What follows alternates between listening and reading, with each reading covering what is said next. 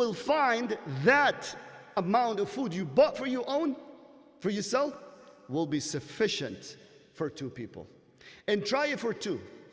It will be enough for 4. But you have to eat from the same plate. You have to eat from the same plate.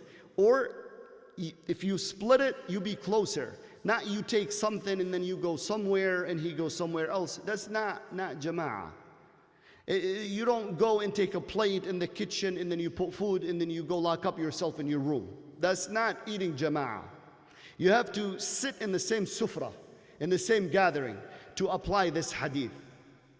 And then when you are working somewhere and you have eight people, just order food for 4, but then eat together and you will find it enough.